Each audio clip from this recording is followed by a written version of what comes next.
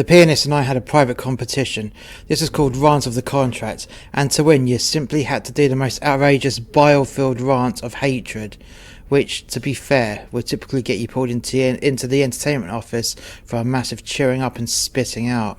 The rant could only qualify for the prestigious award if either of us were on contract at the same time. For example, if I was on leave whilst the Pianist was still here, any major rants he had whilst I was absent, no matter how monumental, simply would not count. This would be our final rant of the contract competition, as the Pianist was due to leave the V for good and transfer to the Beast. The Beast was the newest ship in the fleet, and at this point she wasn't even fully built yet.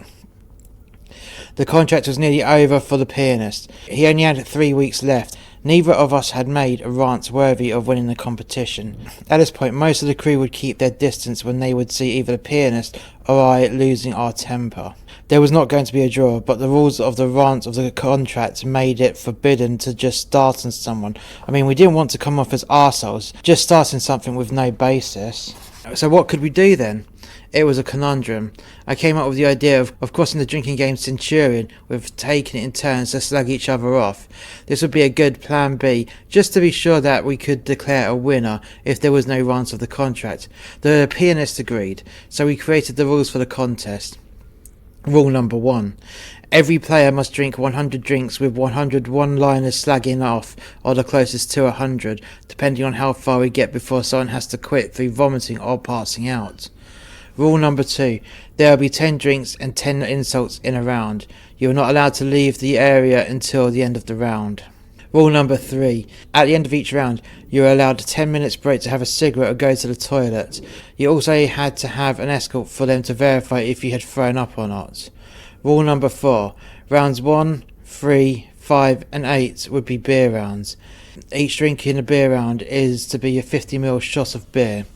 Rule number 5. The remaining rounds would be spirits from our personal collection. The Pianist would bring 3 mystery bottles, as would I, and each shot would be a 25ml shot. Rule number 6. If the insults that followed the shot did not make sense through slurring, then your opponent would be declared the winner. Any repeats of insults would disqualify you from the competition. It was the day of the contest. I made sure that it was a quiet night in the crew bar to ensure it would be yet quiet in there. I also made sure that it was the Pianist's day off the following day and that I wasn't scheduled for work in the morning. We were all set. There were 10 plastic half pints lined out in front of both the Pianist and myself. We agreed the 50ml measure, then marked the glasses with the marker pen. We also nicked a 25ml thimble from one of the bars. I cracked open enough beers to fill 20 glasses to the marker pen line, and then began to pour. Both the Pianist and I had a tog each as our chaperones, and then we were ready. Ding ding, round 1. You're a dildo. You're a jizzrag. You're a prick. You're a cum bucket licker. You use Maggie Thatcher for wanking material, only because she reminds me of your mum. You're a cunt. Well, you are what you eat and you're a prick. You fucked a troll. Well, that's because she looks like your sister. You're a shit stabber. You sniff the saddles of men's exercise bikes. You're so smart you can count up to potato.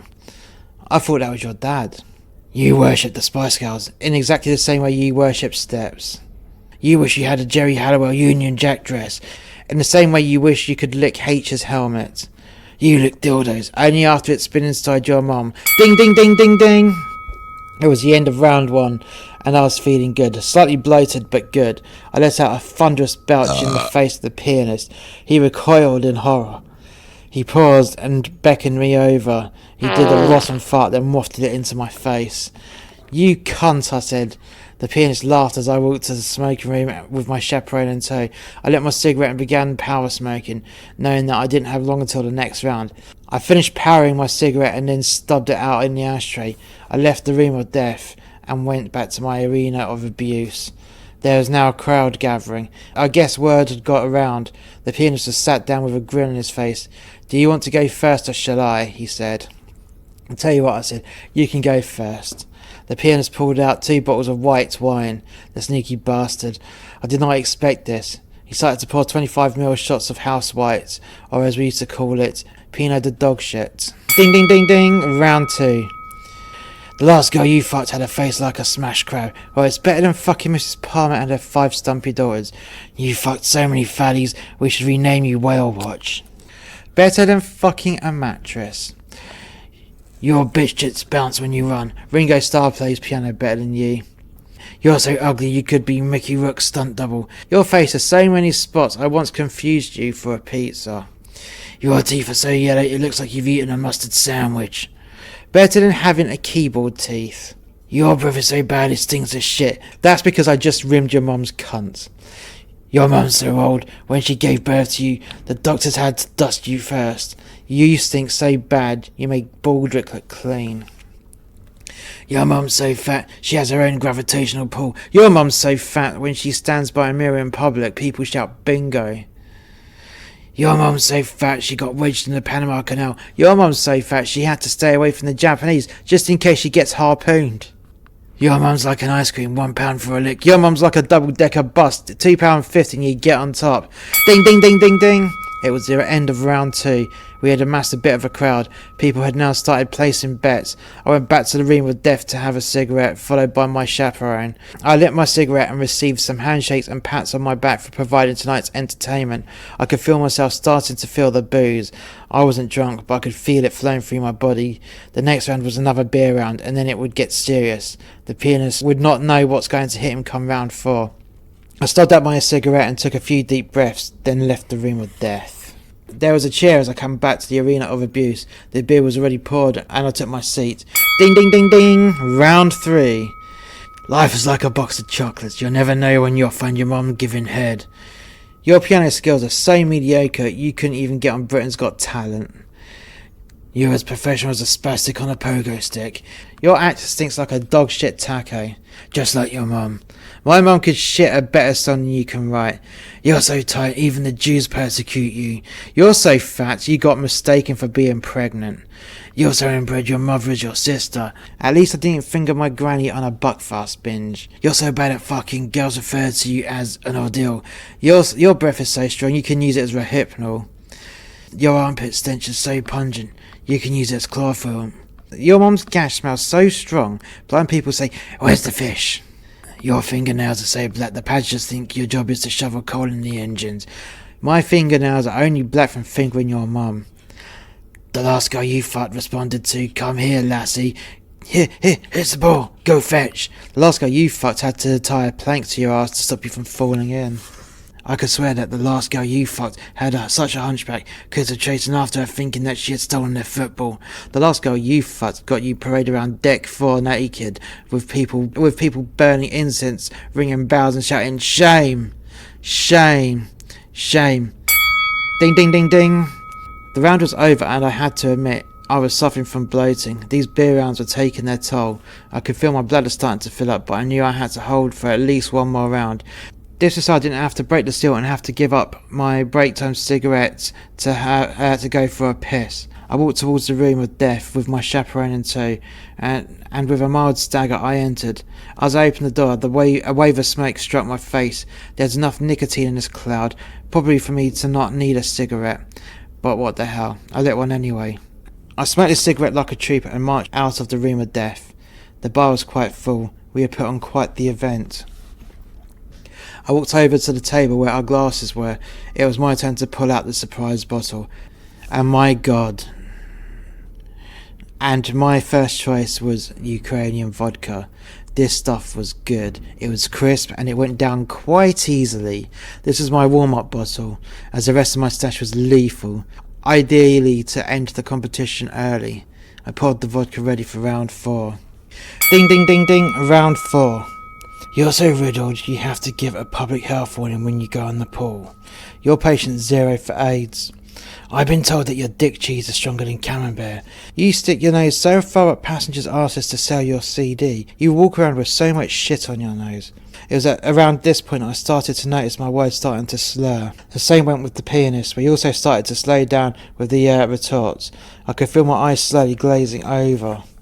This was not a good sign. I reached under my table and pulled out some pork scratchings and crisps, just to try and soak up some booze in my stomach. When your mum belts you out of her cunt, the doctors beat the shit out of you with ugly sticks. Better that than being crapped out at birth. Your twin is a stack of shit. You're so ugly. You've been banned from going near mirrors due to them cracking. You're so ugly. Your real parents abandoned you outside a nunnery. You're so ugly. Even the ugly ducklings rip on you. You're so fucking ugly. Not even Ian Brady would touch you with a 10-foot barge pole. You're so ugly. Fred West wouldn't even tuck you into bed. Forever. You're so fucking ugly. No cunt would piss on you if you were on fire. You're so ugly, your parents deny your existence. You're so ugly, your mum switched you for a monkey. You're so ugly, people scream in fear when your paper bag comes off your head. You're so ugly, your face makes Quasimodo wince. Your breath is so bad, it could be used to shear sheep. Your stench is so bad, it could be used to weld rail tracks together. Your face is so ugly, it made your mum die of a broken heart. I fucked your mum so hard, her false teeth fell out. It was at the end of the round that I could sense the pianist was struggling, as was I. I climbed up to my feet and staggered towards the exit of the crew bar and announced loudly, "I'm going for a fucking piss." I marched into the toilets with my chaperone in tow and found myself a urinal. I couldn't tell if it was due to the rock of the ship or if I was totally trashed. Perhaps it was a combination of both, but piss was flying everywhere. Piss was hitting the wall behind the urinal. It was hitting the floor. I even think at one point it even hit the ceiling. My piss was going everywhere but the urinal. I gave my old chap a good old shake and found my way to the sink and washed my hands. Without drying my hands, I made my way back to the crew bar, ready for the next round. It was a beer round, and the drinks were already lined up. I could feel the booze surging through my system like a bat out of hell. At the end of this round, we'd be halfway through the game. I sat on my seat and noticed that someone had strategically placed a bin at the end of the table. I guess one of the spectators did not want to be the one to mop up the inevitable vomit puddle at the end of the game. Ding ding ding ding, round 5. Your mum's moth hair is so long I could knit a sweater. Or I fucked your dead mum so deep I could feel the maggots wriggling about. Your mum's so dumb she got lost on a roundabout. Your mum's so dumb she got hit by a parked fucking car. Your mum's so cheap she buys her dildos from Oxfam. Well, at least my mum can afford Oxfam. Your mum's so cheap she buys Lidl's own brand shampoo because she's worthless. Your mum's so cheap she shampoos her hair with all of Rangers football team's spunk. Your mum's cunt is so wide you could land a plane in it. Your mum's cunt so wide you could dry dock a ship in it. Your mum's been around so much the whole town calls her the hoe. Your mum's so greasy she's referred to as the Kentucky Fried Cunt. Your mum's snatch smells so bad it makes churchgoers think it's Friday. At least my mum can spell Friday. Your mum's roots are so bad it takes a pickaxe to remove them. Your mum's so fat it takes a forklift to get her out of bed. Your mum's so fat she got a lifetime ban from the ship's buffet. Your mum's so fat when she farts in a swimming pool she unleashes a tsunami. Your mum's so fat she was blamed for the famine in Africa. Your mum's so fat she eats a baby for a snack. I slammed down my glass and stood up. I sprinted on the spot to try and burn off some of the vast amounts of adrenaline that's keeping me in this brutal contest of pickling one's liver. I went to the smoking room with my chaperone in tow. I lit my cigarette and looked out the window.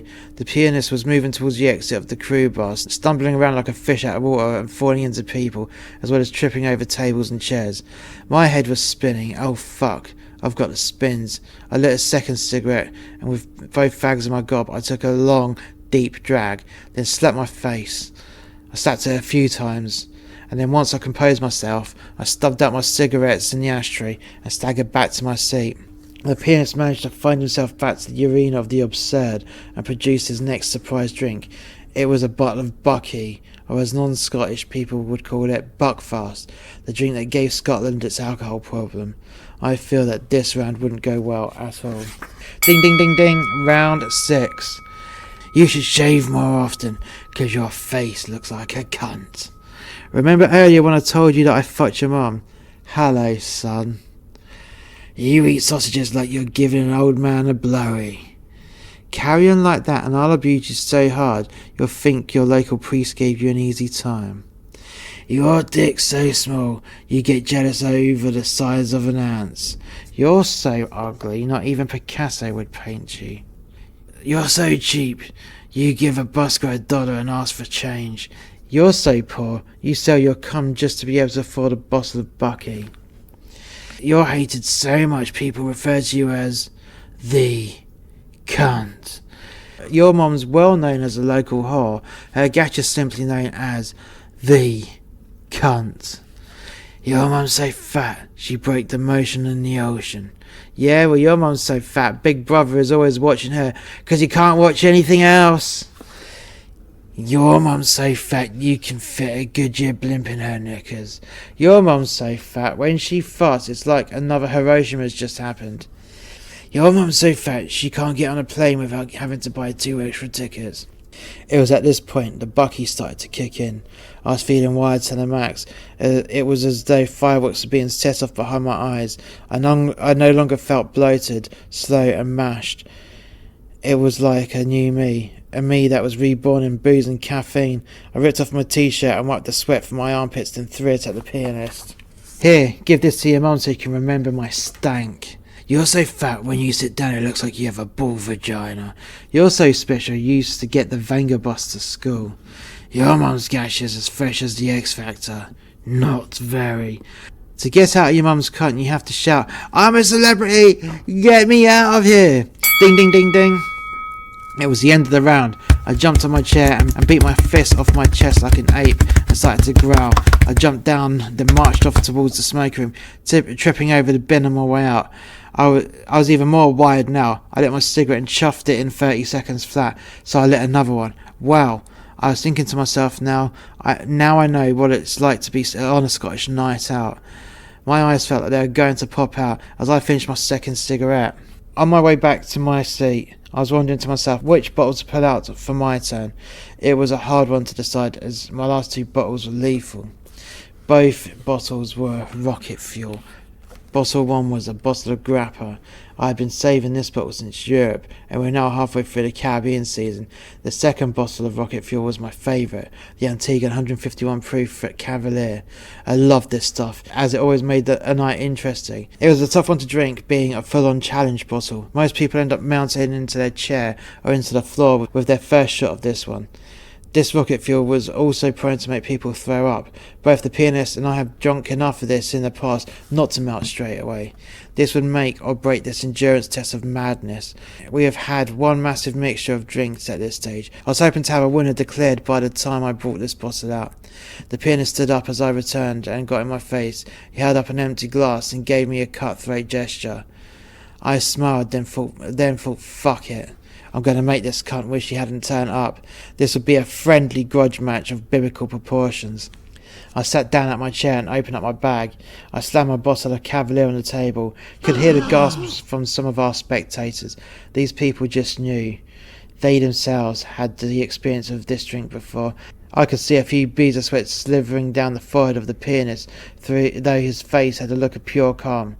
I just knew his inner monologue was calling me a cunt. I cracked open the bottle and then poured us both a shot. I didn't pour all 20 shots, as I just knew one way or another this would be the final round. I could tell the pianist knew this as well, as there was no protest at all. He knew I meant business with this bottle. Ding ding ding ding, round 7. Your bitch tits are so big. You could be a page remodel for Bitch Tits Weekly. The pianist took his shot. You could see his eyes glaze over, though he kept his composure well. You're so ugly. You can win the world's going competition without even fucking trying. I took my shot, and I could feel the heat at the back of my throat. My body had an involuntary judder, but I was fine. Your dancing is so bad. Even Carlton from the Fresh Prince of Bel-Air dances better than you. The pianist took his shot. He slammed his fist down on the table a few times. My guess for this was to be able to cope with the burn from this most vicious bottle of rum. You dance like you got a pogo stick up your fucking ass. I took my shot and I could feel the vomit at the back of my throat, but I held my breath and swallowed it back down. My body gave off another massive involuntary judder, as though I was possessed by a demonic spirit. The shot stayed down. Do you deliberately dress like that, or does your mummy still buy your clothes? The pianist took his shot, then clutched his chest as though an alien was about to explode out of it. He let out a terrifying cough, then composed himself. He survived this round. I could feel this competition was nearly over. One of us was about to give at any time.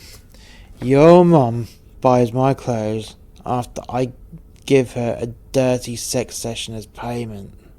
I took my shot and could feel fire rumbling through my body. I could feel the life leaving my body as I turned paler and paler. I slid down from my chair and headbutted the table with all my might. I picked myself up and slumped myself back into my chair, ready for the next go. You ought to wear a belt to help contain your gunt. The pianist knocked his shot back and then slammed his plastic cup down hard. It came down with enough force it crumpled. He threw it over his shoulder, then had a mini convulsion. He managed to still keep it together. What do you call two men from Glasgow? A pair of cunts. I took my shot and knocked it back. It burned to high hell. Then it came. I kept my mouth shut in a vain attempt to hold back my chunder. But it didn't work. The pressure was building up. Then it happened. Vomit projectiled out of my nose and started spraying everywhere. I dove towards the chunder bin and lunged my head in. As I was spewing my guts up, the pianist took a victory bow.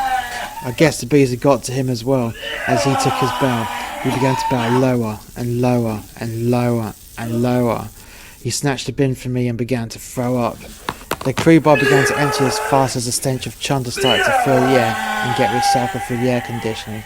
My stomach was in pieces. It was emptying into the bin. I had brief pauses as I tried to compose myself, but it just didn't happen. Tears of pain were streaming down my face.